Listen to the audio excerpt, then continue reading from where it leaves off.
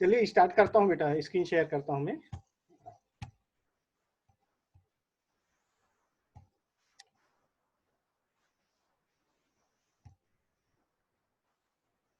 Screen आ रहा है, सबको दिखाई दे रहा है? Yes sir. हाँ, कुछ नेटवर्क प्रॉब्लम हो गया था शायद, डिस्कनेक्ट हो गया था या ऐसे कुछ, यही तो है, लाइन में इशू है।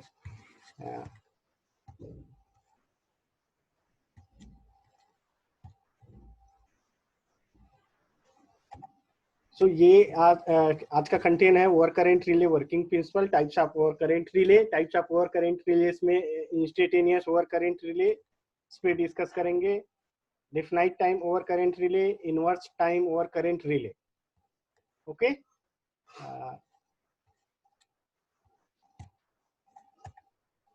so over current relay is working principle, and over current relay is the actuated quantity is a only current. There is only one current operated element in the relay. No voltage coil etc are required to construct the protective relay.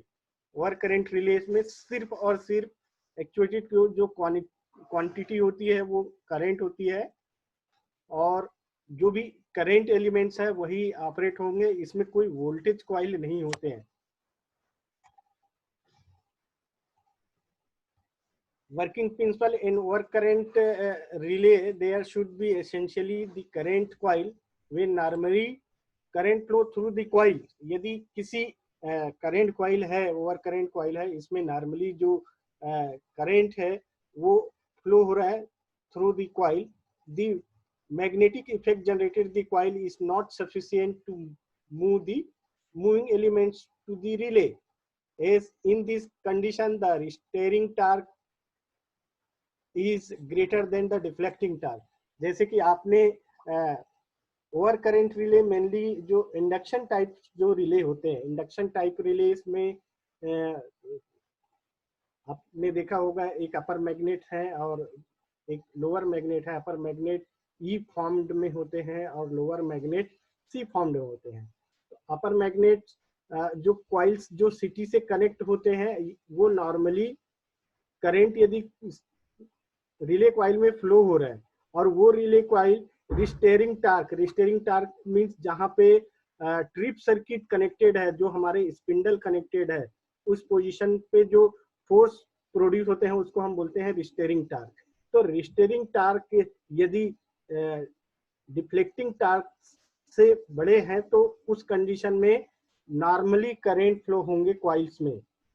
But when the current through the coil increase, जैसे यदि हमारे relay coil में current increase होते हैं, the magnetic effect increase and after the certain level of the current, so deflecting force generated by the magnetic effect of the coil across the restraining force, तो restraining force से ये हमारा जो deflecting force है वो बढ़ जाती है, इंक्रीज हो जाती है। उस केस में जो रिले है, ट्रिप सर्किट है, ये आपका एक्टिव हो जाएंगे। As the result the moving elements start moving to change the contact position in the relay। और जो हमारे मूविंग पार्ट्स क्या है, मूविंग एलिमेंट्स क्या है, हमारे डिस्क है, और वो डिस्क मूव होना चालू हो जाता है। और जो भी all thought there was the different types of the over current relays, ये हर टाइप की जो ओवर करंट रिले है यही प्रिंसिपल है।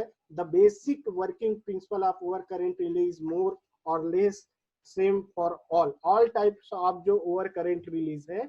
इसमें दो फोर्स। सर, हाँ सर आयशा का वो कर लीजिए एक्सेप्ट, वो बोल रही है कॉल करके। Admit, okay okay.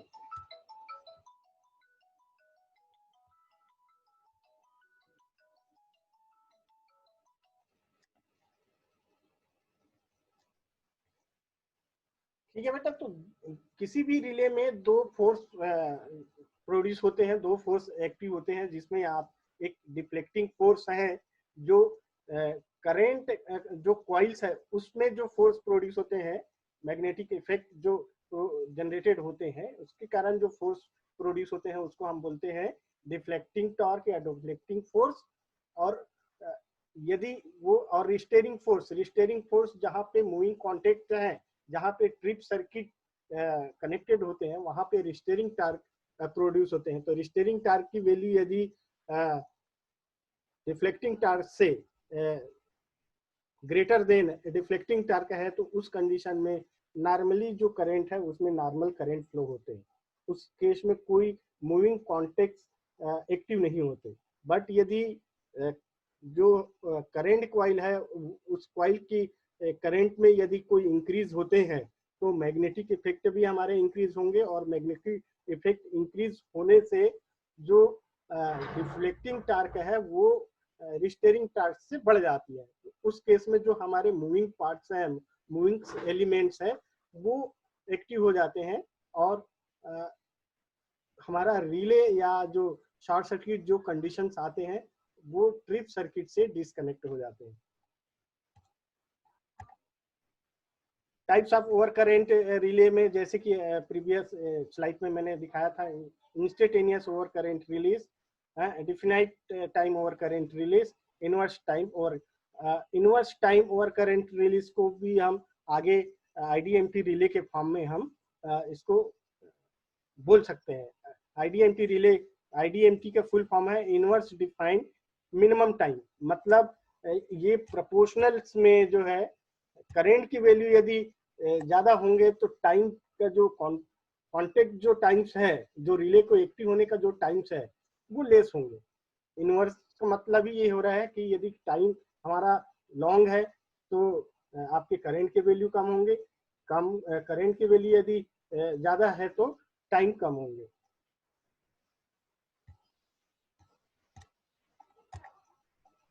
Instantaneous over current release. Construction and working principle of instantaneous over current relay is quite simple, very simple. Here generally a magnetic core is wound on the current coil. A piece of iron is so fitted by hand support and steering spring in the relay.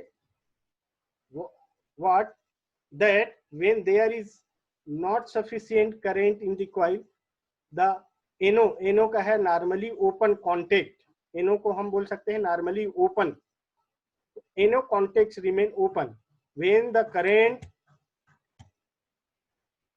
In the coil cross the preset value. Preset value मतलब जो आप देखे होंगे कि multiplying factors जो रिलेस में होते हैं, टाइम सेटिंग जो प्रीवियस मैंने स्लाइड में बताया था, plug setting multiplier, time setting multiplier, ये जो होते हैं ये यहाँ से हम प्रीसेट वैल्यू सेट कर लेते हैं। उस प्रीसेट वैल्यू से यदि शॉर्ट सर्किट में क्या होंगे कि उस प्रीसेट वैल्यू से क्रॉस हो जाएंगे। The attractive force become enough to pull the iron piece toward the magnetic core and consequently the normally open contacts get closed। यहाँ पे एक डायग्राम मैं दिखा दे रहा हूँ, ये काम कैसे करेंगे। ये है एक रिले का, जैसे कि ये यहाँ दिया हुआ है कि ये करंट कॉइल है, ये रिले कॉइल है, ये सीटी से कनेक्ट है आपके, और ये जो है नॉर्मली ओपन कॉन्टेक्ट है, और ये रिस्टेरिंग टार्क है जो यहाँ स्प्रिंग के थ्रू दिया हुआ है। तो नॉर्मली इसमें यदि इसकी वैल्यूज, रिस्टेरिंग टार्क की वैल्यूज इस जो डिफ्लेक्टिंग टार्क इस कॉइल के कारण जो प्रोड्यूस हो रहा है इससे यदि ग्रेटर है, बड़ा है, तो ये नॉर्मली ओपन कॉन्टेक्ट में इसी पोजीशन पे रहेंगे। बट यदि करेंट कॉइल की वैल्यू फॉल्ट केस में यदि इंक्रीज हो रहा है तो यहाँ पे रिस्टेरिंग टार्क या रिस्टेरिंग फोर्स है ये कम होंगे, और ये कॉन्टेक्ट जो नॉर्मली ओपन है ये नॉर्मली क्लोज हो जाएंगे, और सर्किट आपके, और ये कहाँ से कनेक्ट है, ये सर्किट कहाँ से कनेक्ट है, हमारे सर्किट ब्रेकर के थ्रू। तो आपका जो फॉल्टी सेक्शन है इससे हमारे सिस्टम जो है डिस्कनेक्ट हो जाएंगे। We refer the preset value of the current in the relay coils is pickup setting current। Pickup setting current previous lectures में डिस्कस किए थे कि पिकअप करंट्स वे करंट्स हैं जहां पे रिले जो है स्टार्ट होने के लिए एक्टिव हो, उस करंट को हम पिकअप करंट या पिकअप सेटिंग करंट बोलते हैं। इस पिकअप सेटिंग करंट से यदि शॉर्ट सर्किट केस में इस पिकअप करंट से वैल्यू ज्यादा होंगे तभी जो है रिले एक्टिव होंगे। This relay is refer the instantaneous over current relay as ideally the relay operates at the as soon as the current in the coil gets higher than the pickup offset current। जो pickup current है उससे higher होंगे तभी हमारा जो relay है ये काम करेंगे। In practical the operating time of an instantaneous relay is of the order of few milliseconds. Instantaneous का मतलब है कि क्विक रिस्पांस होनी चाहिए, मिली सेकेंड्स में ये ऑपरेट हो जानी चाहिए।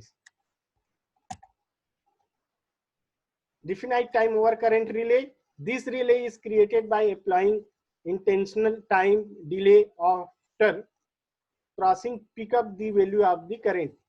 ये भी कुछ इसके जो मैं आपको करेक्टरिस्टिक दिखाऊंगा उससे आपको और ये इंस्टेंटेनियस में डायरेक्टली प्रोपोर्शनल में होंगे। जैसे ही मिली सेकेंड्स में कोई यदि चेंज आते हैं आपके रिले ऑपरेट होना चालू हो जाता है।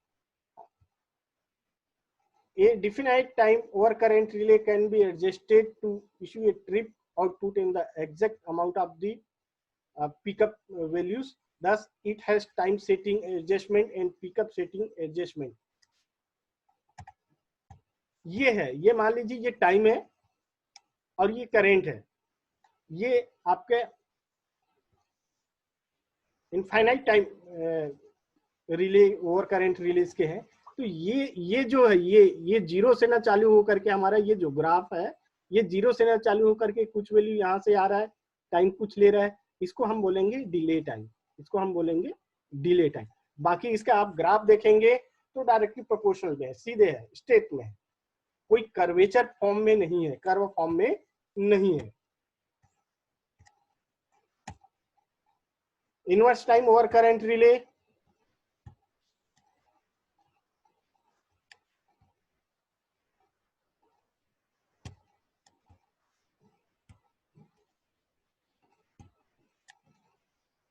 inverse time over current relay is a natural character of any induction type rotating device। Here the speed of the rotation of the rotating parts of the device is faster if the input current is more। जैसे induction type relay को हम IDMT relay के form में हम ले सकते हैं। उसमें जो रोटेटिंग पार्ट्स है वो आपके डिस्क हो सकते हैं। यदि करंट की वैल्यू इंक्रीज होते हैं तब जो रोटेटिंग पार्ट्स है वो एक्टिव हो जाएंगे। In other word the time of the operation inversely very with input current। This natural characteristics of the electromechanical induction disk relay is very suitable for overcurrent protection।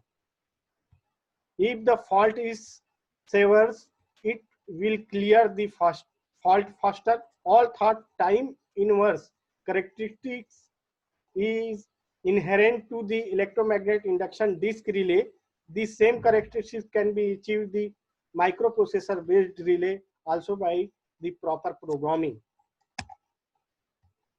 ये जो मैंने बताया था ये डिफिनाइट टाइम, यानी कि आप प्रीवियस ग्राफ में देखे होंगे तो ये यहाँ से कुछ ले रहा था, थोड़ा टाइम डिले कुछ कम था इंस्टेंटेनियस जो रिले है। अब यहाँ पे डिफिनाइट टाइम रिलेस में ये जो टाइम डिले है ये आपका इंक्रीज हो गया और यहाँ पे हम कर्व को देखते हैं तो स्लाइटली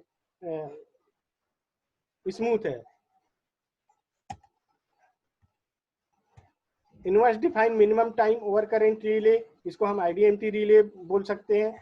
IDMT रिले से ideal inverse time characteristic can not be achieve in the over current relay as the current in the system increases. यदि सिस्टम में हमारे करंट इंक्रीज हो जाएंगे the secondary current of the current transformer is increases proportionally. Yes, the secondary current enter the relay current coil, but when the CT becomes saturated there should not be further proportional increases of the CT secondary current with increase the system current।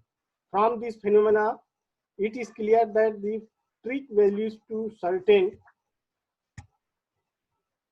range of faulty level and inverse time delay shown specific inverse characteristics. यहाँ पे हम इसके यदि characteristics देखें inverse IDMT release के, तो ये है IDMT रिले में आप देखोगे तो ये कर्व, अब ये कर्व फॉर्म में है, इसको हम IDMT रिले बोलेंगे कि ये डायरेक्टली प्रोपोर्शनल फॉर्म में नहीं है, क्योंकि ये कर्व फॉर्म में है, इसकी टाइम डिले जो है ये आपका इंक्रीज हो गया है। तो जैसे जैसे यदि हम करंट की वैल्यू को इंक्रीज करेंगे, ये इंक्रीज हो रहा है, यहाँ पे यदि करंट की वैल्यू ये था तो उस समय टाइम ज्यादा था, ठीक है। इनवर्सली प्रोपोर्शनल का पर्पस ही यही है कि यदि करंट की वैल्यूज स्मॉल होंगे तो time is large and time is less तो current is large. This type of curve is called is the IDMT relay. Inverse define minimum time.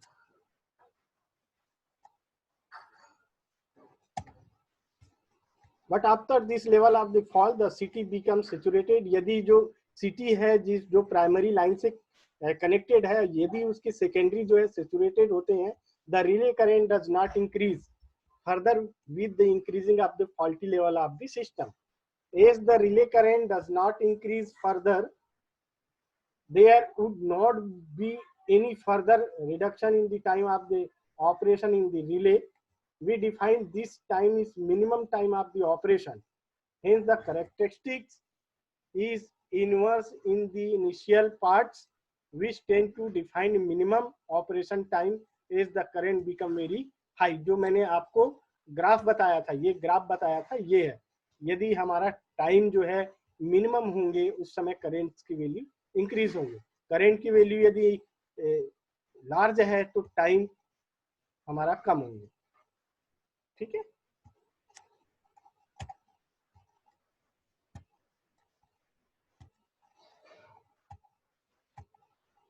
बाकी ये स्लाइड ये यहीं एंड होता है ये स्लाइड। दूसरा मैं स्लाइड एक चीज और आपको बता दूं, अभी तो टाइम है।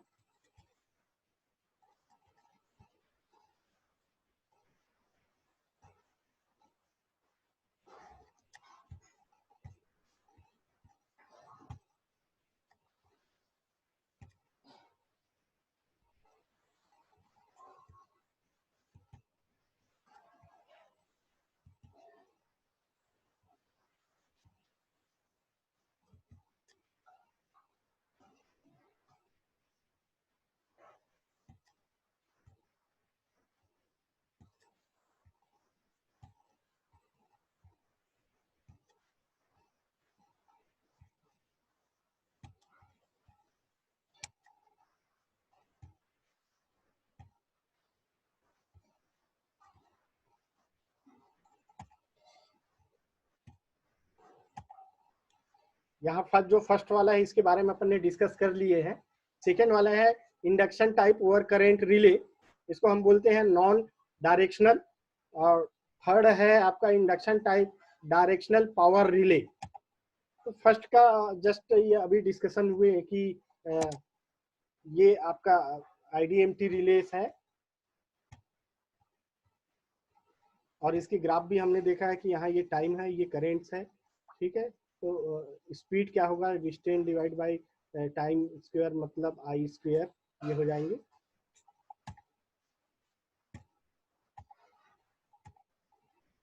ये induction relay is mainly two types. First is non-directional relay and second is the directional relay. Yes, I am audible. Yes sir, audible. Yes. Yes sir. हाँ, induction relay is the basically. Yes sir. Yes. Okay बेटा, two types. First is non-directional relay and second is directional relay. अब दोनों में क्या differences है बता सकते हैं? दोनों में डिफरेंसेस, मेनली डिफरेंस क्या है बेटा? Non directional relays are activated by only the current flowing in the circuit to be protected. जो नॉन डायरेक्शनल रिले है, नॉन डायरेक्शनल रिले में सिर्फ और सिर्फ जो एक्टिवेटेड है वो करंट है, ठीक है। जबकि डायरेक्शनल रिले में ऐसा नहीं है। डायरेक्शनल रिले में वोल्टेज एंड करंट दोनों चीज आएंगे। तो यहाँ दिया हुआ है कि directional relays are activated by the power flowing. Power flowing मतलब जिसमें करंट की क्वांटिटीज भी है और वोल्टेज की क्वांटिटीज भी है। यस, तो power flowing in the specific direction, hence it require both current and voltage of the circuit to be protected. It is required specific direction of the current flow. तो induction relay में दो types के relay हैं, non directional और directional. Non directional में only जो activated quantities है वो करंट फ्लो के थ्रू होंगे, करंट कंपोनेंट्स है। जबकि डायरेक्शनल रिलेस में ओनली पावर रिले है। इसमें पावर रिले का है तो current quantities end voltage quantity दोनों चीज एक्टिव होंगे। अब यहाँ आप दिखा सकते हैं कंस्ट्रक्शन भी आपने जो इंडक्शन टाइप रिले जो दिखाए थे डायग्राम में, वहां भी आप बता सकते हैं कि नॉन डायरेक्शनल रिले में जो हमारे पैरामीटर्स है वो सिर्फ और सिर्फ करंट है, ठीक है। तो वहां पे करंट कॉइल ये कनेक्टेड है लाइन के प्राइमरी साइड में, प्राइमरी में, और सेकेंडरी जो है हमारे रिले सर्किट है। जस्ट मैं सर्किट डायग्राम दिखा रहा हूं आपको।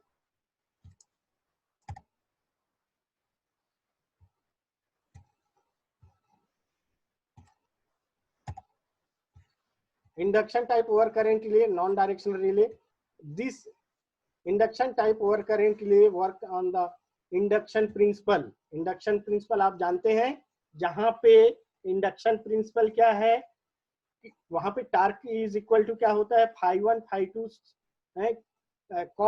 cos थीटा, ये होता है, ठीक है। तो induction type relay working principle of induction principle to measure when current in the circuit exceeds the predetermined values. Predetermined values मतलब जो प्लग सेटिंग मल्टीप्लायर है, मैं डायग्राम में अभी जस्ट मैं दिखाऊंगा आपको। जो प्लग सेटिंग मल्टीप्लायर है वहां पे हम वैल्यूज जो है वो प्री डिटरमाइंड वैल्यू हम लेते हैं। उस प्री डिटरमाइंड वैल्यू से यदि करंट की वैल्यूज एक्सीड होते हैं तो वहां पे रिले अपना काम करना चालू कर देते हैं, एक्टिवेट हो जाते हैं। The actuating sources is the current in the circuit supplied to the relay from the current transformer। और करंट ट्रांसफार्मर के थ्रू जो एक्चुएटेड सोर्स जो करंट है वो करंट ट्रांसफार्मर के थ्रू आपको रिले में प्रोवाइड करते हैं। This relays are used on AC circuit only. तो induction type relay use only for AC circuits. यहाँ ये डायग्राम आप देख सकते हैं, ये नॉन डायरेक्शनल रिले के डायग्राम है। ये नॉन डायरेक्शनल रिले के डायग्राम में जो ये डायग्राम है, इसी ये है प्री डिटरमाइंड वैल्यू सेट करने के लिए 0 से 7 ये प्लग सेटिंग है, ठीक है। ये प्लग सेटिंग है, इसको हम सेट कर सकते हैं 1 से 7 है तो हम जो भी वैल्यू प्री डिटरमाइंड वैल्यू होंगे वो हम सेट कर सकते हैं। इसको हम बोलते हैं pre plug setting multiplier. Yes, और ये जो सर्किट है, देखिए आप, ये इंडक्शन टाइप है। ये रिले जो है आपको ये इंडक्शन टाइप रिले दिख रहा है। इंडक्शन टाइप रिले में क्या है, ऊपर एक इलेक्ट्रोमैग्नेट है जो ई फॉर्म्ड में है, वहां पे प्राइमरी वाइंडिंग्स है एंड सेकेंडरी वाइंडिंग्स भी सैंडविच में कनेक्टेड है। अब क्या दिया हुआ है कि जो इसकी कॉइल है ये यहाँ से ये करंट कॉइल है, ये क्योंकि ये सीटी है और सीटी ये लाइन के साथ में सीरीज में कनेक्ट है। और आपका जो ट्रिप सर्किट है वो ट्रिप सर्किट आपके ये डिस्क जो है एल्युमिनियम डिस्क है, ये आपके ट्रिप सर्किट है। तो ट्रिप सर्किट ये आपका एक पॉइंट ये इसमें गया और ये दूसरे पॉइंट आपका यहाँ पे गया। तो ये नॉन डायरेक्शनल है। इसमें में जो मेन एक्चुएटेड पैरामीटर्स है वो करेंट है। इसमें कोई वोल्टेज क्वांटिटी नहीं है, ना वोल्टेज कॉइल है यहाँ पे, ठीक है। जो भी यहाँ पे कॉइल्स है, प्राइमरी कॉइल्स और सेकेंडरी कॉइल्स, ये सिर्फ और सिर्फ एक्चुएटेड जो करंट है इससे एक्टिव होंगे। तो यहाँ भी आप देखेंगे, यहाँ पे जो फोर्स प्रोड्यूस हो रहे हैं, यहाँ पे जो फोर्स प्रोड्यूस होंगे वो रिस्टेरिंग फोर्स है रिस्टेरिंग टार्क्स हैं, और जो करेंट ये जो इंक्रीज होंगे और इसके कारण जो यहाँ पे फ्लक्स φ1 और φ2 प्रोड्यूस होंगे, ये आपका डिफ्लेक्टिंग टार्क है। तो यदि डिफ्लेक्टिंग टार्क रिस्टेरिंग टार्क से कम है तो नॉर्मली जो रिले है वो ओपन रहेंगे, बट यदि रिस्टेरिंग टार्क से ज्यादा है, यदि कोई फॉल्ट आते हैं तो फॉल्ट आएंगे तो ये करंट की वैल्यू इंक्रीज होंगे, ये करंट की वैल्यू इंक्रीज होंगे, तो ऑब्वियसली जो है हमारे सिस्टम में हैवी करंट फ्लो होंगे, हैवी करंट फ्लो होंगे तो ये रिस्टेरिंग टार्क की वैल्यू कम होंगे, और रिस्टेरिंग टार्क कम होने से ये हमारा जो डिस्क है ये रोटेशन में आ जाएगा और सर्किट को ट्रिप कर देगा, यहाँ से डिस्कनेक्ट कर देगा सर्किट ब्रेकर के थ्रू।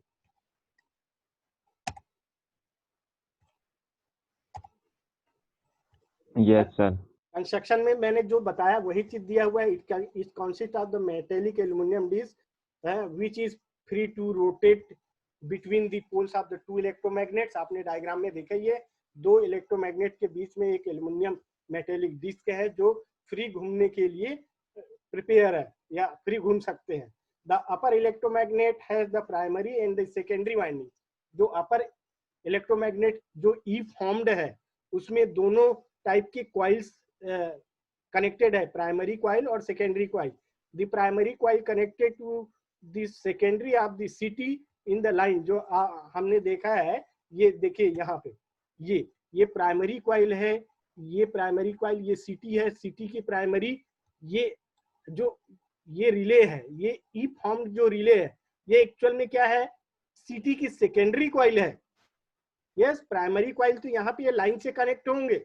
आपने प्रीवियस जो स्टार्टिंग रिले की जो सर्किट है उससे यदि कंपेयर करेंगे तो यहाँ से ये सिटी की प्राइमरी ये कनेक्टेड है, इसकी जो सिटी की सेकेंडरी है ये हमारे यहाँ पे ई फॉर्म्ड जो इलेक्ट्रोमैग्नेट है यहाँ पे कनेक्ट है। ठीक है, तो उसी चीज को दिया हुआ है, secondary of the CT. The tappings are the connected to the plug setting bridges. Plug setting bridges जो मैंने बताया ऊपर जो ये लिखा हुआ है, this is the plug setting bridges. ये 1 to 7 ये आपके प्लग सेटिंग ब्रिज है जिससे हम वैल्यूज प्री डिफाइन कर सकते हैं, प्री डिटरमाइंड वैल्यू ले सकते हैं। With the number of active turns is relay operating coil can be varied, therefore giving the desired current settings. Yes, हम सेट कर सकते हैं कितने एम्पियर्स पे ये जो पिकअप वैल्यूज है, पिकअप वैल्यू से ज्यादा ही वैल्यू होंगे तो हम पहले से ही जो प्लग सेटिंग करंट की वैल्यू है वो हम सेट कर सकते हैं। The secondary windings is energized by the induction from the primary in and is connected in series with the winding of the lower magnet. आपने देखा होगा यहाँ पे ये जो सेकेंडरी कॉइल है ये प्राइमरी कॉइल के कारण यहाँ पे इंडक्शन प्रिंसिपल लगेंगे और ये सेकेंडरी कॉइल ये सीरीज में ये कनेक्टेड है जो आपके लोअर इलेक्ट्रोमैग्नेट्स है, लोअर इलेक्ट्रोमैग्नेट्स है।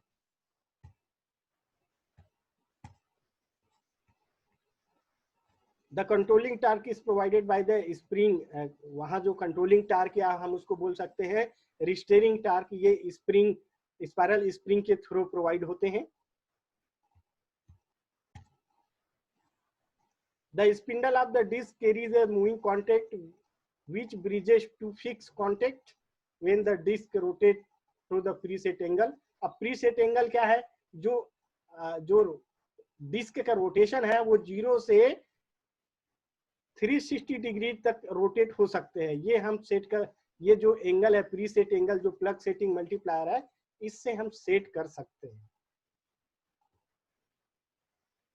अब यहाँ पे आप देख सकते हैं यही चीज आपका आईडीएमटी रिलेज में भी है कि यदि हम एंगल को ज्यादा करेंगे तो जो रोटेशन पे यहाँ आप देखोगे, यहाँ इस डायग्राम में देखोगे कि इसको हमने सेट किया ये 7th में, मान लीजिए 6 में हमने सेट किया, 6 में सेट किए तो यहाँ पे प्लग सेटिंग की वैल्यू आपकी ज्यादा हो गया है, तो यहाँ पे जो प्लग सेटिंग ज्यादा हो गया तो जो ये डिस्क की रोटेशन टाइम है वो कम हो जाएंगे। तो इस टाइप के जो रिले है इसको भी हम आईडीएमटी रिले बोलते हैं। आप लैब में भी देख सकते हैं, दिखाएंगे भी आपको कि किस तरह से ये प्लग सेटिंग करते हैं। और ये जीरो यस सर। से 360 डिग्री तक के ट्रेवल कर सकते हैं बेटा। ठीक है, तो जितना एंगल पे हमने सेट किया, मान लीजिए 300 पे सेट किया तो 60 डिग्री जो है पास होने में कम टाइम होगा। ठीक है ना, कम टाइम लगेंगे। तो ये हम डिसाइड करते हैं प्लग सेटिंग जो मल्टीप्लायर है उससे आपका टाइम सेटिंग भी कम हो जाता है और आपका प्लग सेट को भी हम इंक्रीज और डिक्रीज कर सकते हैं।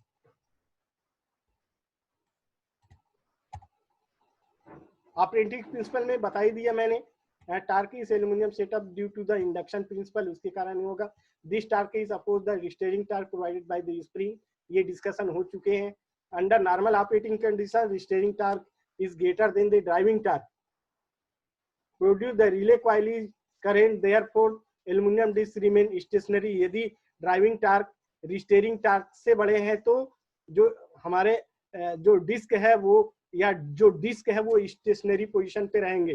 But if the current is the protected circuit exceed, यदि जो हमने जितना सेट किया है उस करंट से यदि वैल्यूज ज्यादा होते हैं, the pre settings value, the driving torque become greater than the restoring torque. तो ड्राइविंग टार्क जो डिस्क घुमाने के लिए जो टार्क प्रोड्यूस होंगे वो रिस्टेयरिंग टार्क से ज्यादा होंगे। उस केस में आपके रिले या जो मूविंग कॉन्टेक्ट है, मूविंग डिस्क है, वो रोटेट होने चालू हो जाएंगे। Consequently, the disc rotate and moving contact bridges the fixed contact when disc has rotated through the preset angle. The trip circuit operate the circuit breaker which isolate the faulty section. इस case में जो हमारे trip circuit है वो operate हो जाएंगे और जो फॉल्टी सेक्शन है उससे हमारे सिस्टम को अलग कर देंगे, आइसोलेट कर देंगे। ठीक है, तो ये इंडक्शन टाइप रिले के बारे में अपन ने डिस्कस किया है जो नॉन डायरेक्शनल रिले है। नॉन डायरेक्शनल रिले में ओनली इलेक्ट्रिकल क्वांटिटीज ही एक्टिव रहेंगे, इलेक्ट्रिकल क्वांटिटीज ही फॉर्म में रहेंगे। ठीक है,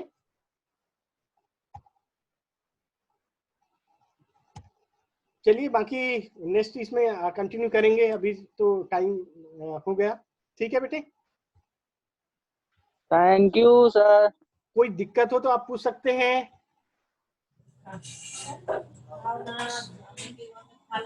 देखिए इसकी मैं स्लाइड वगैरह आपको ग्रुप में ही सेंड कर दूंगा, पीपीटीज। ठीक है, आप लोग और इसको अच्छे से देख करके आप पढ़ सकते हैं। ठीक है, बाकी यदि इसमें कोई और डाउट हो, दिक्कत हो तो आप बता सकते हैं।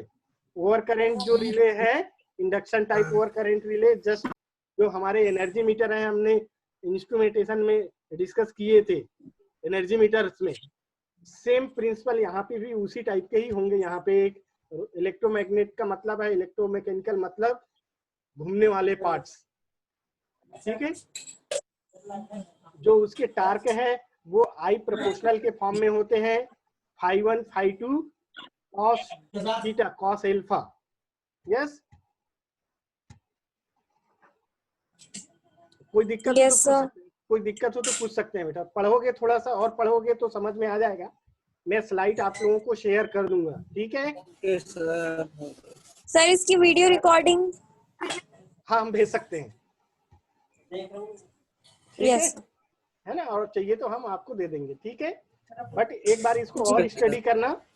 अब इसके आगे हम डायरेक्शनल रिले क्या होते हैं इसमें हम अब आगे पढ़ेंगे, क्योंकि अभी टाइम नहीं है, खत्म होने वाला है टाइम। ठीक है, तो डायरेक्शनल रिले में हम पढ़ेंगे, आगे जो डिस्कस करेंगे वो डायरेक्शनल रिले डिस्कस करेंगे। Yes,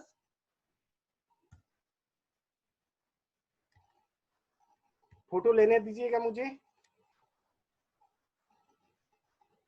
yes sir.